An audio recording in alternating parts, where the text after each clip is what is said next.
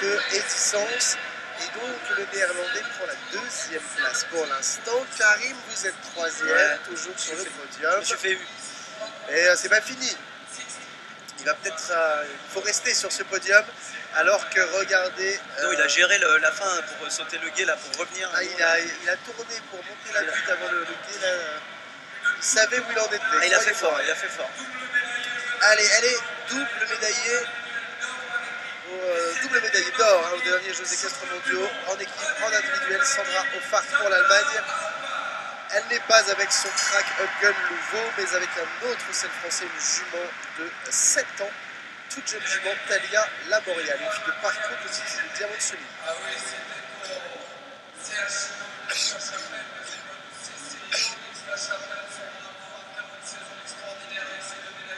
Elle a tout gagné cette saison, une saison superbe pour elle. Un sang-froid incroyable. On la connaît beaucoup moins avec cette jument, Talia Lamorial. 7 ans seulement pour cette grise. 7 ans de parcours. C'est osé. Ah oui.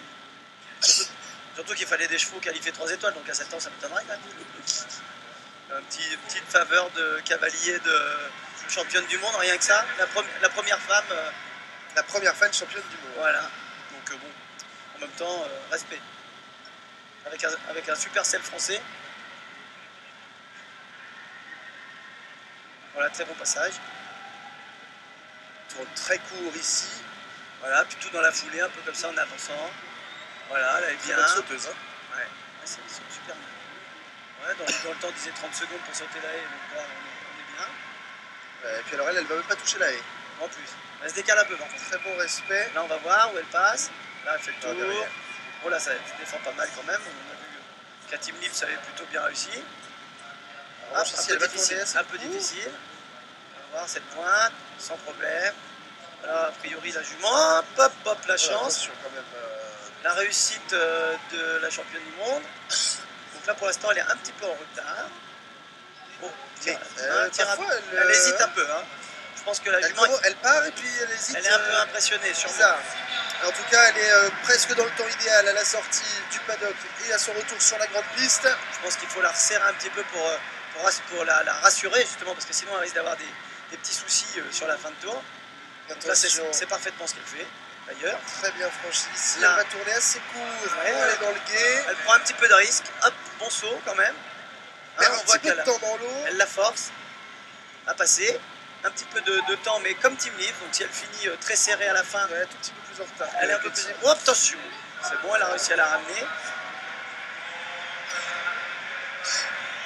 Mehdi qui s'étouffe. Mais c'est bon, je suis toujours là pour voir la fin. Vous ne m'aurez pas avant la fin de cette épreuve. Elle est à peu près dans le même scénario que Team Lips, mais exactement. Non, elle va être derrière. Elle va être derrière, c'est sûr. Ah ouais, elle va pas pouvoir arriver assez vite. 120 secondes et 40 centièmes, 1,20. Pas mal. Ça la met juste derrière. Juste derrière. Alors là, tout a changé. Elle est quatrième, elle est derrière vous. D'accord. Elle est derrière vous, avec un point 2 de temps d'essai, parce que vous êtes toujours sans faute. Exact. Mais un peu plus rapide. Elle était créditée de 1,20 de temps dépassé. On voit ici le sursis de la championne du monde. En même temps, la jument très respectueuse, parce que là, elle aurait pu percuter le vertical.